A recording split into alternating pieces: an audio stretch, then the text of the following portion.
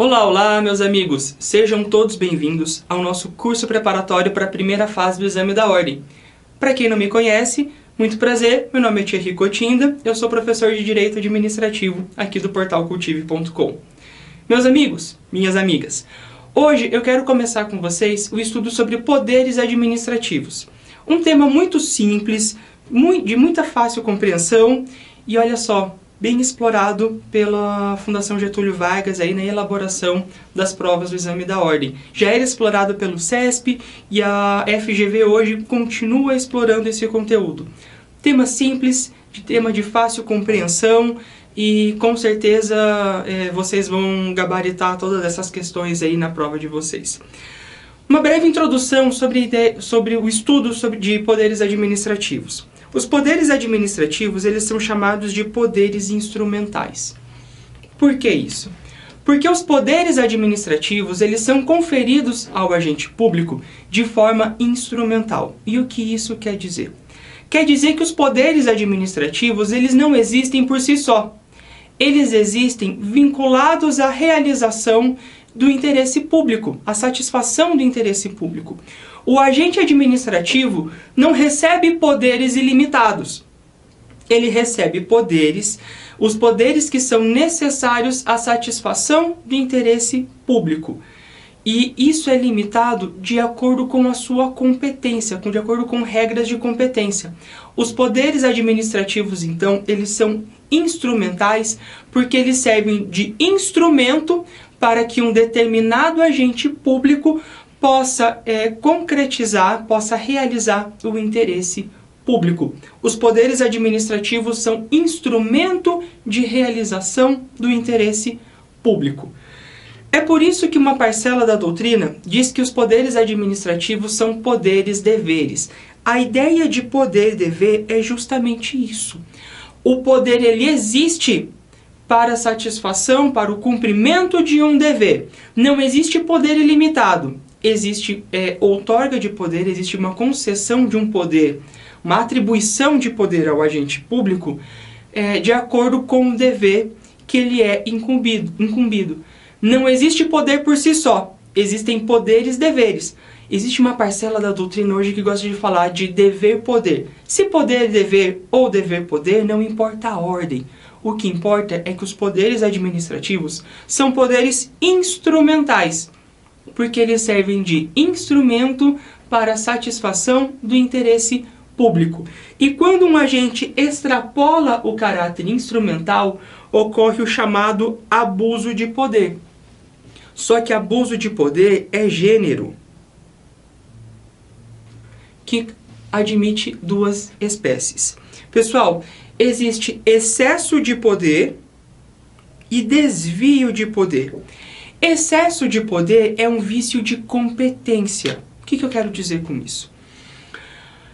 Atua com excesso de poder o agente público que realiza uma conduta fora da sua esfera de competência. Como eu disse há 2 minutos atrás, não existe poder por si só. Os poderes, eles são instrumentais. São instrumentos para a satisfação do interesse público.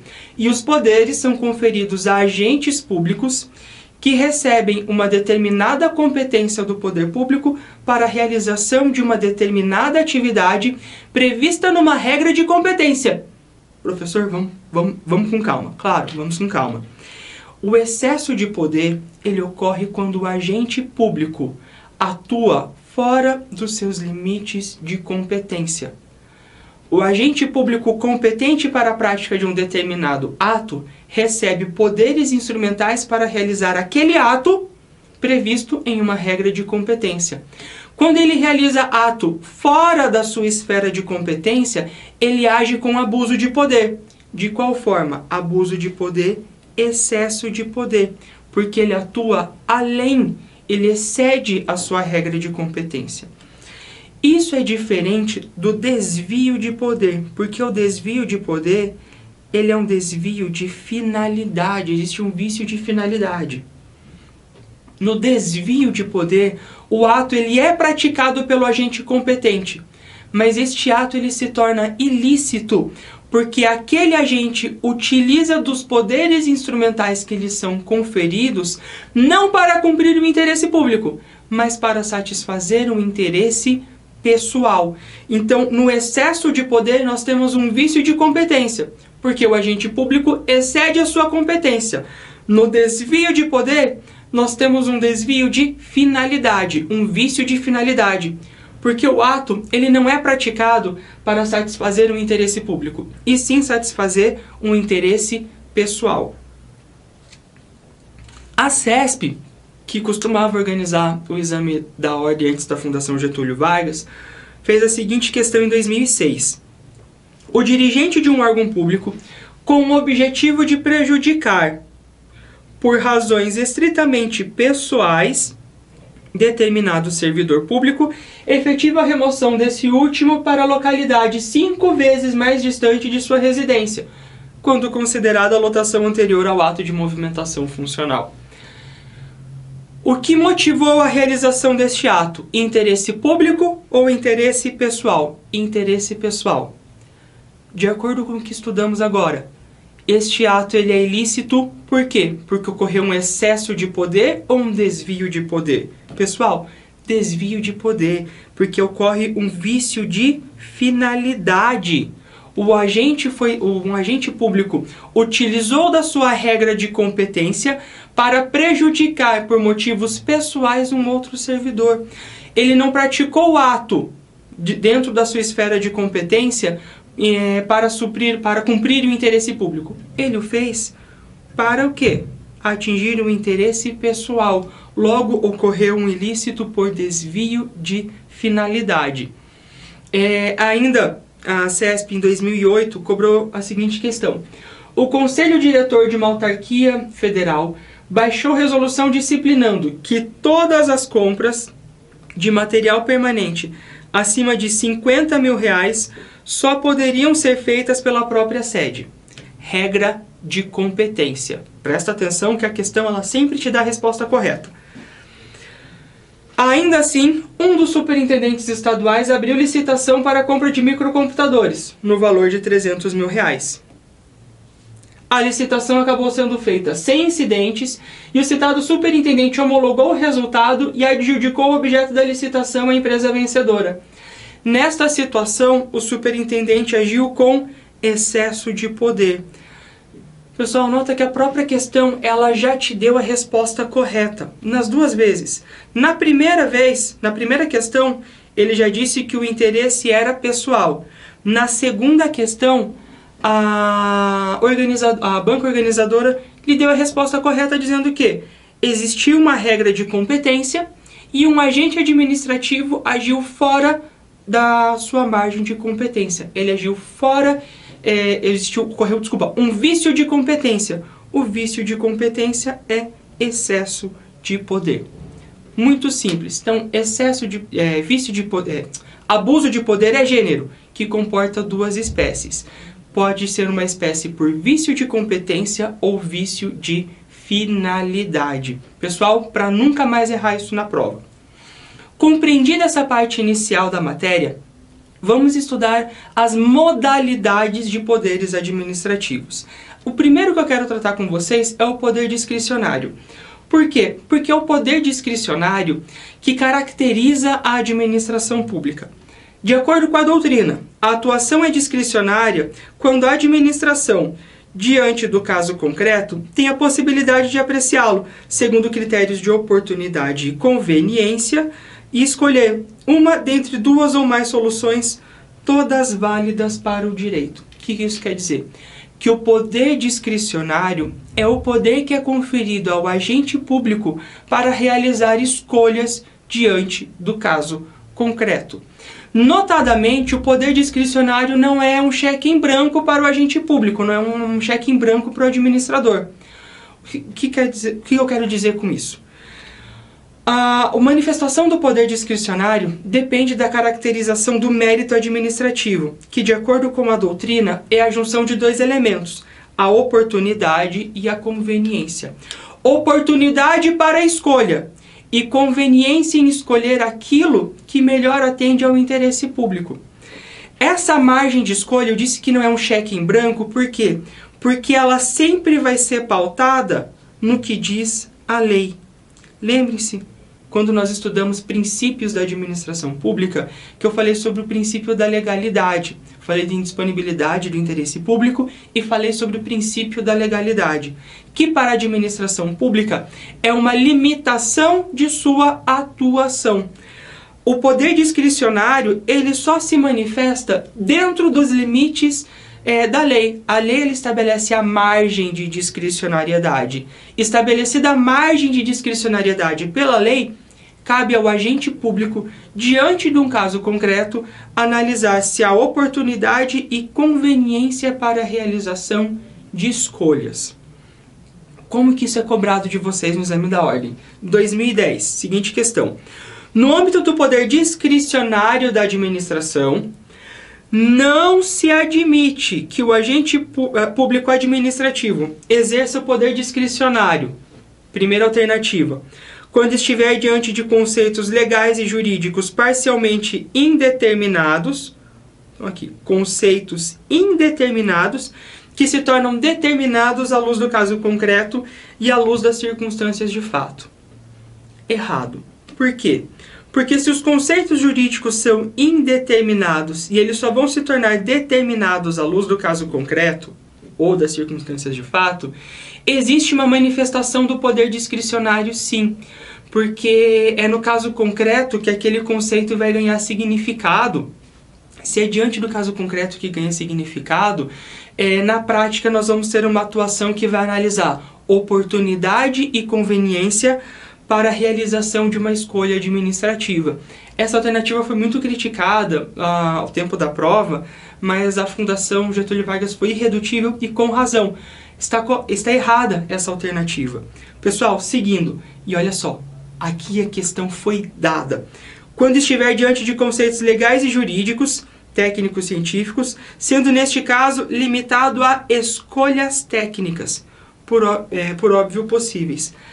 Olha só que a própria questão já lhe deu a resposta aqui. Escolha. Se há escolha, há discricionariedade. Se há discricionariedade, não é o que a questão está nos exigindo. C. Quando estiver diante de conceitos valorativos estabelecidos pela lei, que dependam de concretização pelas escolhas do agente. Se existem escolhas do agente, há discricionariedade, e se há discricionariedade, não é o que essa questão está nos cobrando.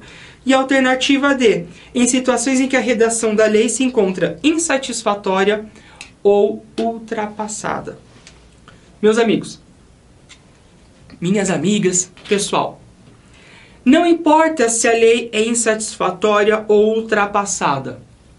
Se a lei ela já estabelece como realizar um ato e quais são todos os efeitos deste ato, não há margem de escolha, não há margem de discricionariedade. Há discricionariedade, sim, quando é necessário escolher com critérios de oportunidade e conveniência. Não importa se a lei é velha ou ultrapassada. Não cumpre ao agente público e não cumpre ao administrador decidir descumprir a lei porque ele a considera insatisfatória ou ultrapassada.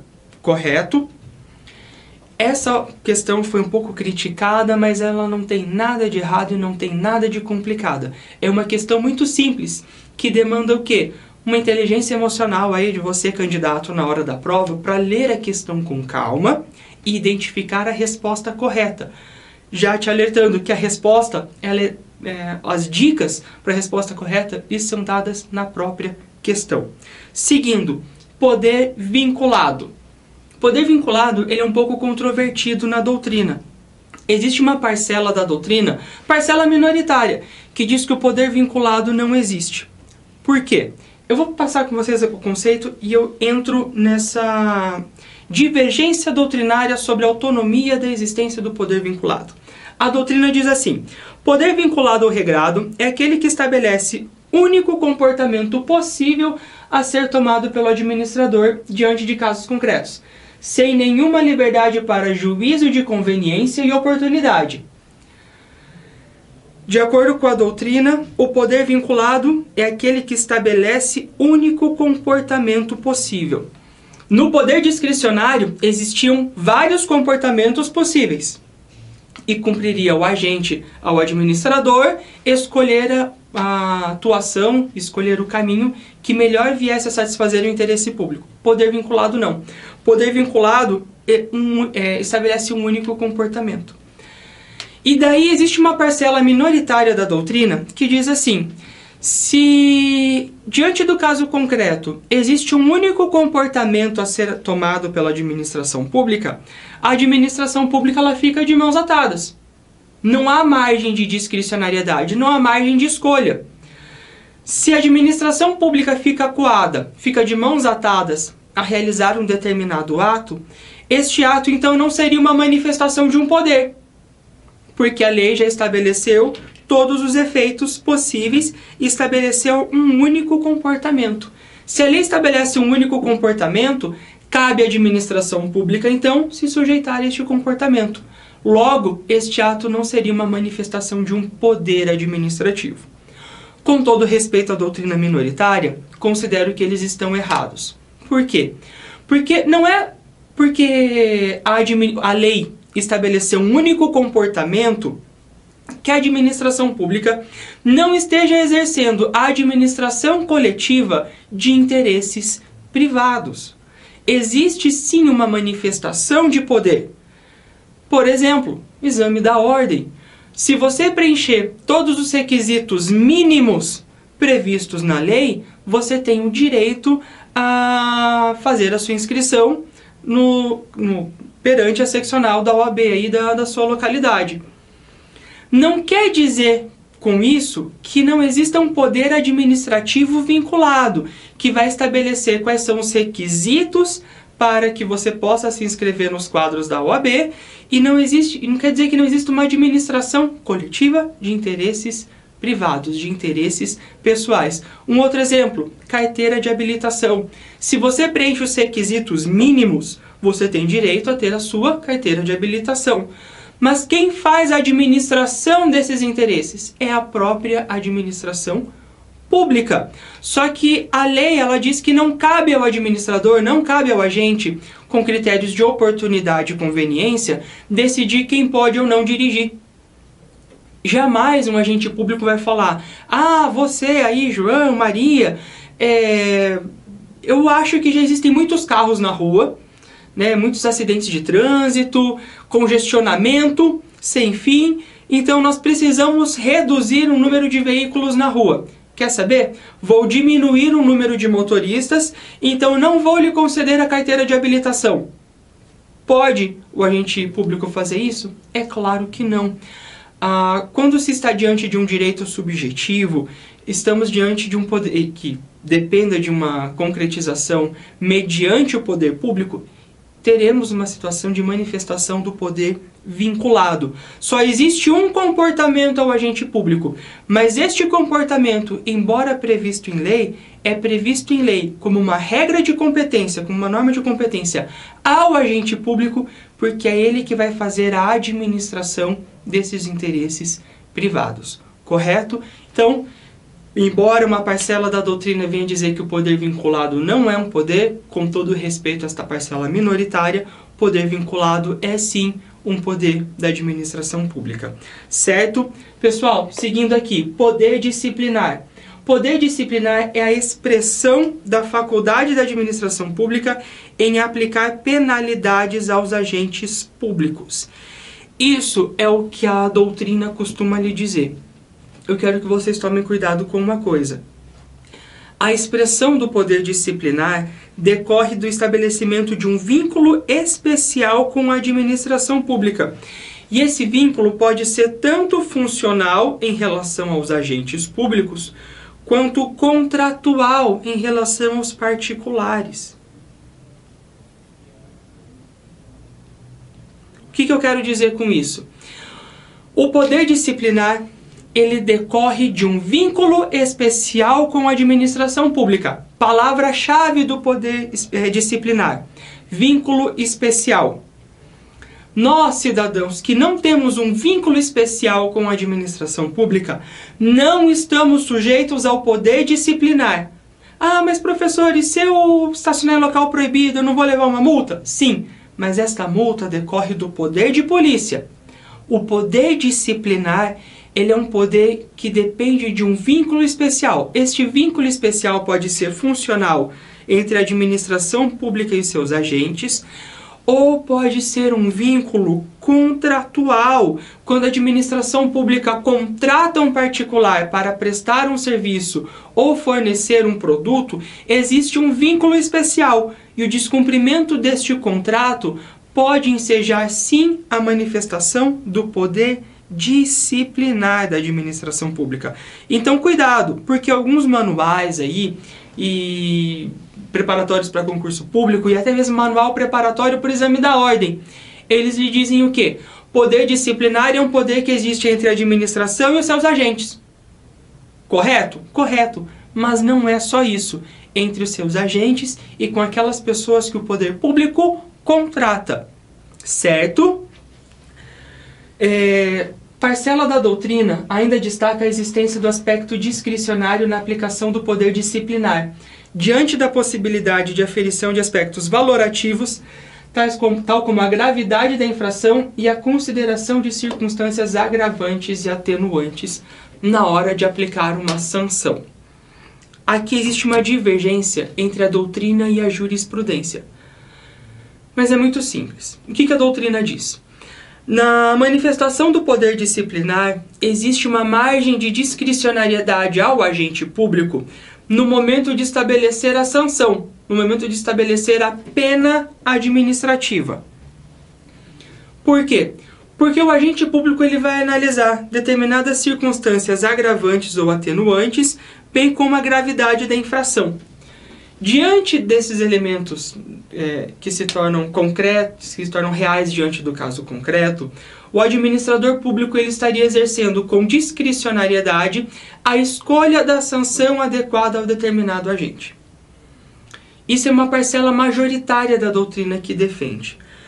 Só que a jurisprudência não caminha nesse sentido. De acordo com o STJ, não existe discricionariedade quando o agente público analisa a gravidade da infração e nem considera circunstâncias agravantes ou atenuantes da conduta cometida pelo agente público.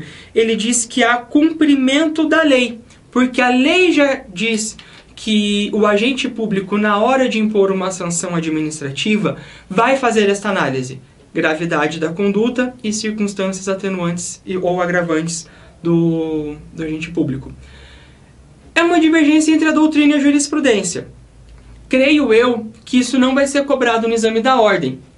Mas se porventura for cobrado, saiba que, de acordo com a doutrina, o poder disciplinar está abraçado com o poder discricionário.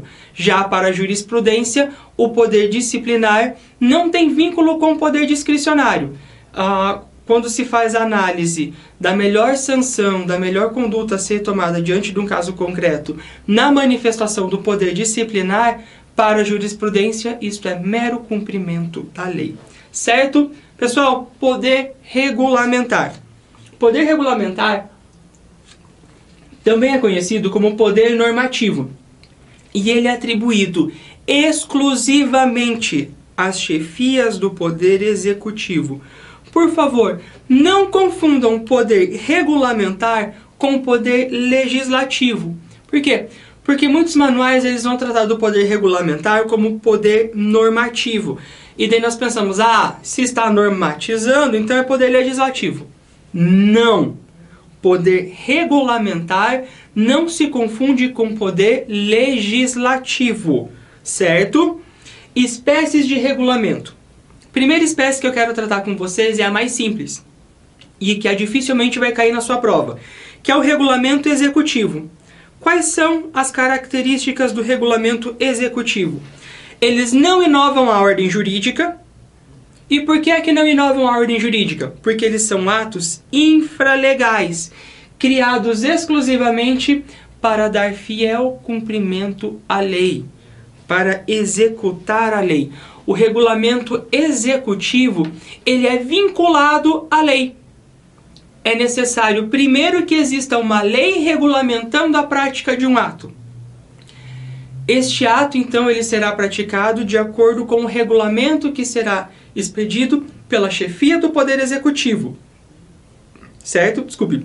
O poder regulamentar, ele está vinculado à lei. Desculpa. O regulamento executivo, ele está vinculado à lei. Ele é um ato infralegal. O regulamento executivo, ele simplesmente dá cumprimento à lei. Ele serve para dar fiel cumprimento à lei. É diferente do regulamento autônomo. E esse sim, tem tudo para cair na sua prova. Por quê? Porque ele tem previsão na Constituição. Está lá no artigo 84, inciso 6, a linha A e B da Constituição. O regulamento autônomo, ele é um regulamento que inova, assim, a ordem jurídica. Mas como? A Constituição, ela confere ao presidente da República, e ao presidente da República somente, a possibilidade de expedir regulamentos autônomos em duas circunstâncias. A primeira, para a organização e funcionamento da administração federal, quando não implicar aumento de despesa, nem criação ou extinção de órgão público. Por quê? Em regra, aumento de despesa, organização e funcionamento da administração depende de lei que regulamente isso. Mas, professor, por quê? Porque organização e funcionamento da administração pública envolvem despesas públicas. E quem faz o controle das despesas é o Poder Legislativo. Então, como regra, organização e funcionamento depende de lei. Mas a Constituição autoriza o presidente da República a expedir um regulamento autônomo, ou seja, autônomo à lei, desde que este regulamento não implique em aumento de despesa, nem criação e extinção de órgão público, claro, para organizar o funcionamento da administração pública federal. A segunda autorização que a Constituição estabelece para o presidente da República expedir regulamentos autônomos diz respeito à extinção de funções ou cargos públicos quando vagos. Certo? Então, o presidente da República, se ele quer extinguir uma função, um cargo público atualmente sendo ocupado por um agente público, depende de lei. Mas se o cargo estiver vago, a Constituição autoriza o regulamento autônomo. Certo? Seguindo em frente, poder hierárquico. Ideia-chave do poder hierárquico: poder de organização de funções escalonadas. Pessoal, o poder hierárquico, ele é um poder interno. É um poder interno de organização e estruturação. Professor, hierarquia não tem a ver se é União, Estados, municípios, Distrito Federal, os entes da federação? Não. Por quê? Porque não existe hierarquia entre pessoas. Já existiu hierarquia entre pessoas, isso se chamava escravidão. Certo? Ou hierarquia entre pessoas num regime absolutista em que nós tínhamos o rei, a nobreza e aí depois vinha o povão. Não existe hierarquia entre pessoas. Existe organização interna de competência. Quando eu falo assim, o agente hierarquicamente superior, eu não estou dizendo que a pessoa é hierarquicamente superior. Eu estou dizendo que existe uma função estruturada de forma interna na repartição, estruturada de forma interna dentro da pessoa, certo? Interno dentro da pessoa, me desculpem, mas é isso mesmo que eu quero que vocês compreendam, que estabelecem funções escalonadas, que estabelecem regras de competência, certo? Poder hierárquico é um poder interno de organização administrativa. Faculdades que decorrem do poder hierárquico: ordenar, fiscalizar, rever atos de subordinados e avocar e delegar atribuições. Lembrando que a avocação e delegação de atribuições somente pode ser feito entre agentes de igual hierarquia ou do agente com hierarquia superior para o agente de hierarquia inferior. Professor, não é meio óbvio isso que você está falando? Sim, porque eu, dentro da administração pública, não posso delegar competência para o meu chefe. É o meu chefe que atribui competência a mim. O máximo que eu posso fazer é delegar a competência que eu tenho para um colega de igual hierarquia que a minha, certo? Lembrando que a faculdade de avocar ou delegar competências, ela não pode ser realizada em 3 circunstâncias. Para a edição de atos de caráter normativo, porque isso é só o chefe do Poder Executivo que vai fazer. Decisão de recursos administrativos, e é aqui que sempre vem a pegadinha que todo mundo erra. Por quê? Porque não pode ser objeto de delegação a decisão do recurso administrativo. Mas a primeira decisão pode ser objeto de delegação, sim. O que não cabe delegação é o quê? Recurso administrativo. A decisão do recurso não pode ser delegada. É aqui que todo mundo erra. Isso aqui é uma pegadinha clássica. Pega aluno na graduação, pega o candidato no exame da ordem, pega em concurso público, o candidato erra essa questão e nem nota que está errando, porque não presta atenção na palavra recurso. E a terceira hipótese, que não comporta delegação, são as matérias de competência exclusiva do órgão ou da autoridade, aquilo que a própria lei diz que não pode ser delegado, certo? Como que isso já foi cobrado? Fundação Getúlio Vargas em 2010. A doutrina costuma afirmar que certas prerrogativas postas à administração encerram verdadeiros poderes, que são irrenunciáveis e devem ser exercidos sempre que o interesse público clamar. Por essa razão, são chamados poder e dever.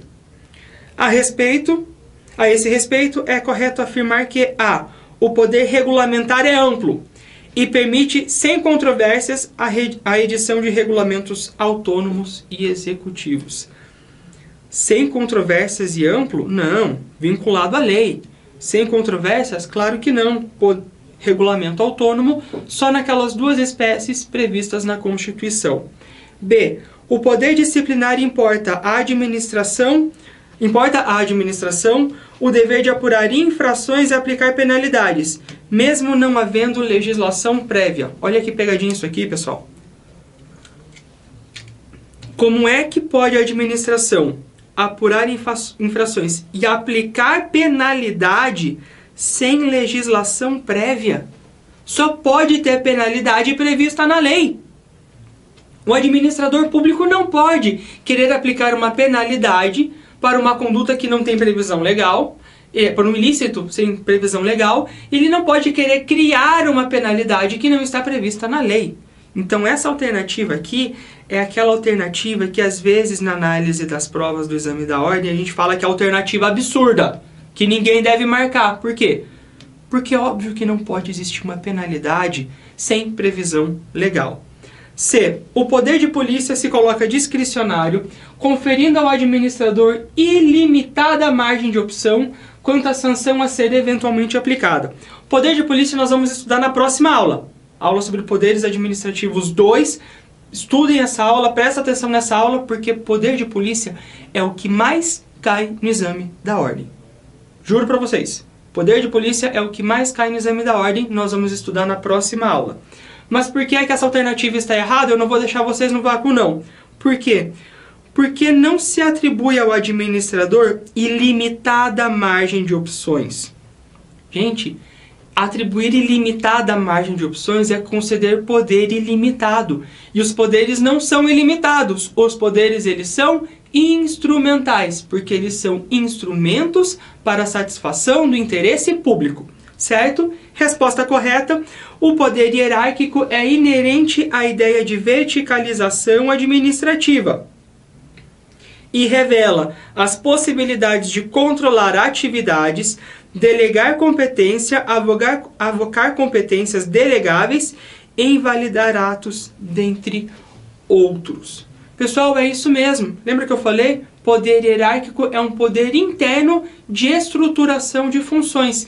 Se é interno, eu estou estruturando funções, eu estou estruturando funções hierarquicamente organizadas. Certo? Então, pessoal, seguindo aqui. 2014. José da Silva é o chefe de departamento de pessoal de uma secretaria de Estado. Recentemente, José da Silva avocou a análise de determinada matéria constante de processo administrativo inicialmente distribuído a João de Souza, seu subordinado, ao perceber que a questão era por demais complexa e não vinha sendo tratada com prioridade por aquele servidor. O que essa questão já nos disse? Que existe um chefe de departamento pessoal que avocou a análise de uma matéria constante de um processo administrativo do seu subordinado. Ao agir assim, José da Silva fez uso do quê? Do poder hierárquico. Sim, porque nós estamos falando de avocação de competência. Ele avocou uma competência do seu subordinado. Não importa que... Essa questão ela tentou te induzir a erro. Por quê? Porque ela fala que não era tratada com prioridade. Aí você pensa, o subordinado não tratava com prioridade, então o chefe ficou bravo e avocou a competência para ele, como uma forma de sanção. Aí você pensa que você vai correndo marcar o quê? É poder disciplinar. É claro que não. Claro que não. A avocação e delegação de competência é manifestação do poder hierárquico. Essa informação sobre ser tratado ou não com prioridade por aquele servidor foi só para te confundir. Foi só para te confundir, para você ficar bravo com o João de Souza aqui e pensar, João não está trabalhando direito, merece uma punição, poder disciplinar. Muitas pessoas erraram essa questão no exame da ordem por bobagem, por falta de atenção. Tem que ter atenção na hora de ler a prova. Pessoal, 2010 ainda. João foi aprovado em concurso público promovido pelo Estado Alfa para o cargo de analista de políticas públicas, tendo tomado posse no cargo na classe inicial da respectiva carreira. Ocorre que João é uma pessoa proativa e teve como gestor excelentes experiências na iniciativa privada. Em razão disso, ele decidiu que não deveria cumprir os comandos determinados por agentes superiores na estrutura administrativa, porque ele as considerava contrárias ao princípio da eficiência, apesar de serem ordens legais. A partir do caso concreto, assinale a alternativa correta. A questão está dizendo que um agente público decidiu descumprir com normas estabelecidas pelos seus agentes superiores, normas legais estabelecidas pelos seus agentes superiores, porque ele as considerava ineficientes. Alternativa A. João possui total liberdade de atuação, não se submetendo a comandos superiores em decorrência do princípio da eficiência. É claro que não. Já pensou se no serviço público cada agente público decide o que é mais eficiente ou não? Cada um tem a sua função, cada um tem a sua regra de competência. Não cabe a todo agente público decidir se vai ou não cumprir a lei, se vai ou não cumprir a ordem do superior hierárquico. Então a alternativa A está errada.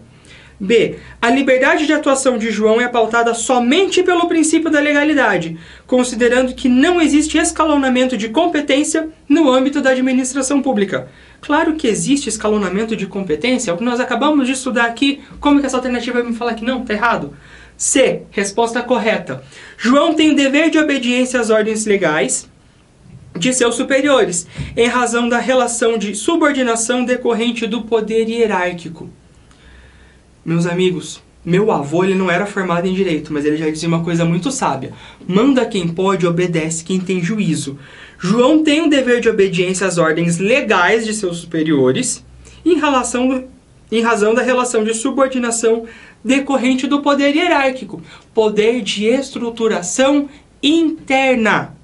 E D, alternativa errada, as autoridades superiores somente podem realizar o controle finalístico das atividades de João em razão da relação de vinculação estabelecida com superiores hierárquicos. É claro que não. O superior hierárquico ele faz controle finalístico das atividades, mas também faz controle de legalidade da atuação dos seus subordinados. Certo? Pessoal, encerramos a aula por aqui. Espero que vocês tenham gostado. Mandem suas dúvidas, críticas, sugestões. Quem ainda não se inscreveu no canal, se inscreva. Entre no site cultive.com, faça o seu cadastro, certo? E na próxima aula nós damos sequência ao conteúdo Poderes da Administração Pública, estudando o poder de polícia. Certo? Ficamos por aqui então. Um abraço, bons estudos e nos vemos na próxima aula. Tchau!